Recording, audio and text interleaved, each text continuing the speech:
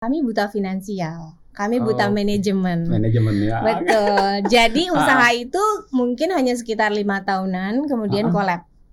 Jadi 5 tahun, Iya. bukan sebentar loh Mbak Indah. iya, ya istilahnya kita masih bisa hidup, tapi kan Mm-mm. istilahnya satu pegawai kantoran, satu Mm-mm. bisnis.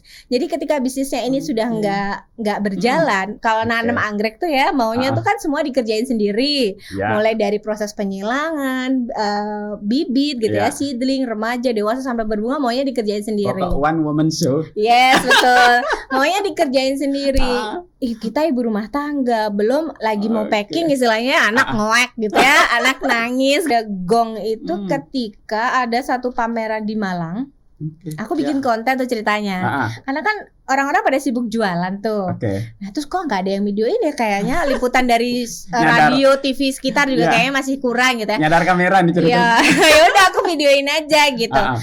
Ini dia pameran terbesar di Malang gitu kan. Ya. Akhirnya ada orang komen, Mbak, itu di Batu. Batu tuh udah berdiri sendiri, bukan di Malang lagi. Nah, Ya, akhirnya aku bikin konten permintaan maaf sebenarnya. Oke. Teman-teman, aku minta maaf ya. Berbagi cerita untuk saling inspirasi. YS Podcast. Assalamualaikum warahmatullahi wabarakatuh. Oke, berjumpa lagi di YS Podcast. Hari ini kita akan membahas yang indah-indah. Saya sudah bersama Mbak Indah juga nih. Assalamualaikum Mbak Indah. Waalaikumsalam. Terima kasih undangannya ke sini Mas Yusra. Ya, terima kasih sudah mampir di YS Podcast Mbak Indah. Yep. Sangat luar biasa teman-teman sahabat YS Podcast semua. Hari ini kita akan membahas yang pokoknya kalau dilihat itu sejuk ya. Tenang banget gitu loh, dan awet. Nah, apa itu kira-kira Mbak Indah? Kalau kata orang ya, ingat anggrek, ingat Mbak Indah, katanya gitu. Mantap ya. Itu sahabat semua, kita akan membahas Lombok Orchid. Oh, Nah, Lombok Orchid sangat luar biasa. Amin. Mbak Indah sangat luar biasa. Kemarin saya diskusi sama Mbak Lia sebetulnya. Iya. Bagaimana memanfaatkan media sosial. Oh iya, Nah, benar. untuk kegiatan UMKM, bahkan kegiatan UMKM-nya menurut saya nggak biasa, Mbak Indah. Oh iya. Ini berbicara anggrek, Oke. tumbuhan yang termasuk ya susah-susah gampang buat dipelihara kan. Betul. Tapi begitu sukses memeliharanya, kayaknya terbayar sudah. Lelah memelihara dan sebagainya macamnya itu ya. Iya benar. Mbak Indah, sejak kapan sebetulnya apakah memulai langsung serius apa iseng-iseng berhadiah ini? Oke. Jadi kalau ditarik ke belakang tuh lumayan lama ya. Saya udah 13 tahun di anggrek. Cuma kan nggak yang semulus perjalanan sekarang. Jadi di awal-awal itu seperti biasa, kita ibu rumah tangga, suami kebetulan yang hobi anggrek. Oh, malah suami nih. Iya benar. Jadi suami ini yang memang dari kecil yang suka tanaman, terus kemudian pokoknya tangannya dingin lah istilahnya orang bilang ya. Okay. Tapi karena dia ngantor, dia lantas berpikir gitu, cari apa ya yang di sini belum ada gitu. Okay. Saat itu kami memang dipindah dari Denpasar ke sini, ngelihat memang belum ada yang jualan anggrek. Ada sih nursery tapi nggak fokus di anggrek. Jadi banyak tanaman hias lainnya, kemudian ada anggrek sedikit gitu. Yeah. Nah, suami udah mulai nih coba hubungi teman-temannya yang ada di Denpasar. Kalau aku jualan anggrek di Lombok gimana? Mau support nggak gitu? Okay. Dulu kami disupport, tapi kan mereka kan istilahnya pedagang-pedagang kecil juga ya, tangan-tangan kedua lah, kayak gitu. Terus kemudian akhirnya dia bekerja di kantor, saya ibu rumah tangga, anak saya waktu itu masih paling kecil tuh masih TK kecil. Ya, jadi saya betul, saya selalu bilang kurang apa sih, sudah ada pendapatan ya istilahnya kan gitu ya.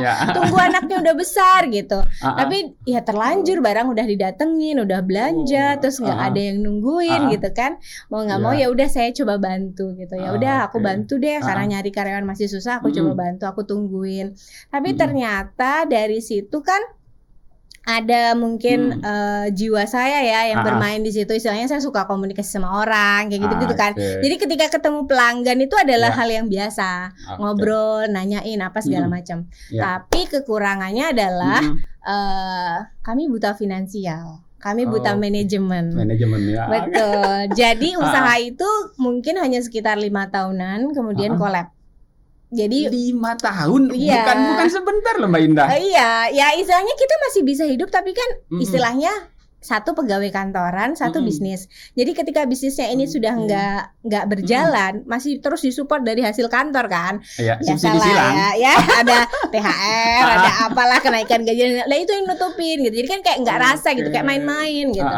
Sampai akhirnya begitu udah kok jatuh ya, pasti hutang banyak. Tapi barang nggak ada, tapi kan hutang harus dibayar gitu kan. Mau nggak mau suami akhirnya bilang gini, kalau memang nggak bisa nerusin usaha ini udah tutup, bilangnya gitu. Waduh, sempat pada titik terendah bahwa ya sudahlah gitu ya. Iya betul, tapi saya masih ngerasa gini, nggak anggrek tuh masih gimana ya, yang nyari tuh masih banyak, tapi aku nggak tahu caranya gitu kan. Akhirnya saya coba. Ya berdoa lah ya namanya, ada istilahnya bertaubat lah istilahnya gitu ya. Ini asik istilahnya. Akhirnya Allah tunjukin jalan gitu ya. Akhirnya saya ketemu ada ya kayak gitu tuh jalannya Allah ya, kita nggak tahu betul. Ya. Akhirnya ada ibu-ibu dari dinas koperasi datang. Pertama itu mau sewa landscape aja, landscape kayak gini-gini ngobrol. Akhirnya dia nawarin ada pelatihan. Akhirnya saya coba ikut. Bedanya ya, dulu mungkin ibu-ibu UKM sekarang juga pun sama. Betul. Kita itu kan ikut pelatihan, seminar, workshop. Keluar dari ruangan selesai. Ya, kayak nggak berbekas. Betul. Akhirnya itu yang bikin saya akhirnya nemu, wah kalau ilmu akan menjadi sia-sia kalau tidak dipraktekkan. Akhirnya ya udah, saya cukup belajar praktekin ternyata kok ada hasilnya gitu. Jadi begitu pindah Lombok Orchid memulai baru tahun 2016 di Jalan Dakota. 2016 di Jalan Dakota akhirnya dari situ saya istilahnya kayak bersumpah sama diri sendiri istilahnya nggak akan masuk ke lubang yang sama. Jadi dari situ saya bilang ke suami bahwa ini usahanya masih bisa digedein, aku janji saya nggak akan masuk ke lubang yang sama. Jadi kasih saya kepercayaan. Nah, dari situlah akhirnya ditata lagi. Jadi ilmu-ilmu yang dari dulu dapat ditata lagi, praktekin. Akhirnya duar gitu. Ini akhirnya belajar ya betul. Belajar dari ya semua orang harus seperti itu, Mbak Indah. Jadi ya hari esok akan jauh lebih baik. Betul. Ya ternyata Mbak Indah yang kalau boleh nih saya tanya, siapa tahu nanti ada sahabat Yes Podcast yang ingin ya yang ingin kira-kira dulu letak kelemahan kenapa kolaps itu ada di mana Mbak Indah? Buta finansial, buta manajemen. Jadi jujur aja ya Mas Ruslan, saya itu lulusan akuntansi perbankan. Tetapi pas loh ini. Tetapi begitu punya usaha sendiri, nggak tahu tuh uang tuh dikelola dengan cara bagaimana tuh nggak tahu. Bikin laporan keuangan tuh nggak tahu bagaimana gitu kan. Jadi kan kita memang setiap hari ada terus ya merasa untung gitu ya. Tapi kan sebetulnya itu bukan keuntungan yang murni. Itu bisa harus dijadikan modal lagi, bisnis kita bisa berputar dan lainnya gitu. Nah dari situ pertama buta manajemen, buta finansial. Nah kalau aku rasa ya UKM itu kebanyakan tuh sibuk di produksi. Mereka lemah di pemasaran, mereka lemah di penjualan gitu. Dari situlah saya sadar sih, maksudnya oh iya kekurangan saya ada di sini, jadi saya coba besarin sisi yang lain untuk nutupin si kekurangan ini gitu. Jadi saya kayak gitulah. Akhirnya setelah saya sadar-sadari ya, kan dulu tuh idealis tuh kalau nanam anggrek tuh ya maunya tuh kan semua dikerjain sendiri, mulai dari proses penyilangan, bibit gitu ya, seedling, remaja, dewasa sampai berbunga maunya dikerjain sendiri. One woman show. Yes betul, maunya dikerjain sendiri. Kita ibu rumah tangga, belum lagi mau packing istilahnya anak ngoek gitu ya, anak nangis gitu kan. Jadi mau nggak mau, waduh ini gimana nih, nggak bisa gini gitu. Akhirnya kalau saya belajar katanya kita harus ngerekrut super tim. Nah dari situlah ngerekrut super tim tuh siklusnya jadi berbeda. Jadi kita udah mulai kita kalau aku sekarang ya lebih suka ngegedein bagian pemasarannya.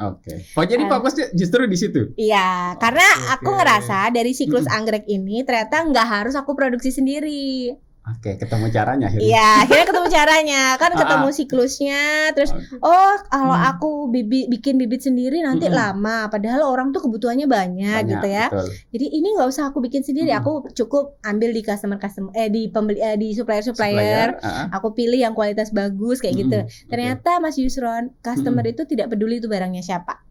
Oke. Iya. Itu yang ditemukan ya. Betul. Tidak peduli barangnya siapa. Dia justru dia peduli justru ketika anggrekku rusak nih, gimana caranya? Kamu bisa ngasih solusi nggak? Nah, di situ. Di situ aku berpikir, oh ya, ternyata nggak harus semua aku tanam sendiri, nggak harus semua aku produksi sendiri. Tapi aku mulai benar-benar memilah mana sih supplier yang bagus, kualitas pohonnya bagus. Dari situ komunikasi kita berperan. Jadi ketika nih kita nemuin barang yang nggak bagus, terus kemudian kita terima, waduh, kita harus gimana nih? Oke, ya udah dirawat dong. Nah, dari proses merawat itu ketemu yang rusak, ketemu yang patah, ketemu yang busuk, dirawat, jadi konten. Akhirnya itu yang akhirnya customer jadi percaya sama kita karena jam terbang kita, gitu. Jam terbang dan dibuktikan dengan konten ya. Nah, ini sangat menarik ini.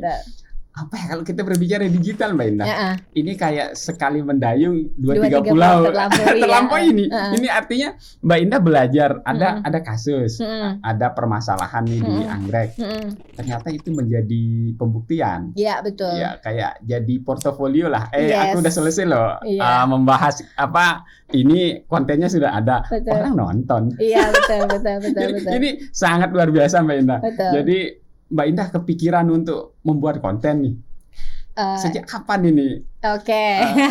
Ini YouTuber, ini komplit lah ya. TikToker, YouTuber, dan selebgram ini juga. Gini. Jadi sebenarnya tuh ini mungkin salah ya. Jadi awalnya tuh aku cukup satu gitu ya. Ngerasa tuh cukup satu bermain di bisnis branding. Jadi aku mengelola akun jualanku sendiri. Contoh akun Lombok Orchid nih, FB-nya aku yang pegang, IG-nya aku yang pegang. Aku pikir sama gitu ya, yang disampaikan pun sama. Gitu. Ternyata customer atau viewers itu lebih percaya, lebih penasaran siapa orang di baliknya. Kan gitu. Betul. Bisnis kalau besar, ini ownernya ngapain aja ya? Nah, ini bisnis kok bisa besar nih? Apa aja yang dialami sama ownernya? Pasti kan nggak mungkin perjalanannya mulus. Nah, itu yang akhirnya aku belajar personal branding. Ya awalnya sih kayak yang personal branding, pencitraan, gitu ya.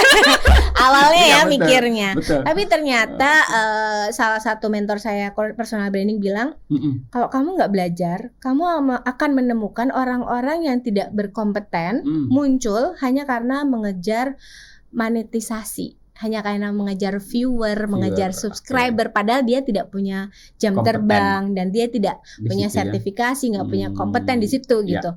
Akhirnya saya sadar, iya juga ya gitu. Akhirnya sebenarnya sih hal yang paling ringan adalah apa sih yang dialamin customer, kita ngebangun interaksi. Jadi kalau dari Instagram kan ada ya, misal contohnya kuncup bunga kamu rusak, diobatin pakai apa ya? Akhirnya kan orang merespon gitu ya. Orang merespon. Oh, ternyata dari respon orang itu kita tahu, oh ternyata kekurangan mereka tuh ada di sini. Akhirnya kita bikin konten. Ya akhirnya aku mengerucutkan diri bahwa kontenku berbicara anggrek hibrida skala rumahan gitu. Karena kalau aku mau bicara anggrek tuh luas banget. Ada hibrida, ada spesies dan banyak. Nah, aku berbicara skala rumahan dengan dasar aku juga skala produksi. Jadi ketika ada customernya kan pasti next step ya. Dari yang tadinya dia cuma melihara aja, pengennya jualan. Nah, jualan digedein gimana caranya Mbak Indah? Ya aku akhirnya bikin gitu. Bikin konten kayak gitu. Ternyata banyak yang tertarik. Iya. Ya, ternyata sebenarnya tuh karena naikin personal branding ke IG kok tanggung ya, udah capek-capek bikin konten 30 detik, mendingan naikin aja sekalian ke TikTok, Short dan pokoknya semua platform yang kita miliki lah gitu. Betul. Cuma jeleknya masih mirroring. Jadi akhirnya sekarang nih aku belajar lagi nih. Aku kelola lagi jangan sampai mirroring gitu. Jadi biar orang penasaran sama kontennya. gitu. Asik. Ini sesama konten kreator jadinya. Iya, Tadi ya. bab anggrek selesai. Ini kita masuk ke konten kreator. Iya. Mbak Indah ternyata asik ya. Artinya bermedia sosial, orang yang memahami, bukan urusannya eksis loh. Iya, betul. Bukan semata-mata kalau kata nyeleneh nih teman-teman. Betul. Aku memposting agar teman-temanku tahu aku masih hidup. Ini celetukan aja. Artinya di sini Mbak Indah ternyata memanfaatkan the power of medsos ini untuk berbisnis. Jadi uangnya gimana Mbak Indah? Aku ngerasa ada gong itu ketika ada satu pameran di Malang. Aku bikin konten tuh ceritanya. Karena kan orang-orang pada sibuk jualan tuh. Nah terus kok nggak ada yang videoin ya, kayaknya liputan dari radio, TV sekitar juga kayaknya masih kurang gitu ya. Nyadar kamera nih ceritanya. Ya udah aku videoin aja gitu. Aku bilang apa itu ya? Waktu itu kontenku bilang ini dia pameran terbesar di Malang gitu kan. Akhirnya ada orang komen, Mbak, itu di Batu. Batu tuh udah berdiri sendiri, bukan di Malang lagi. Nah, akhirnya aku bikin konten permintaan maaf sebenarnya. Teman-teman, aku minta maaf ya.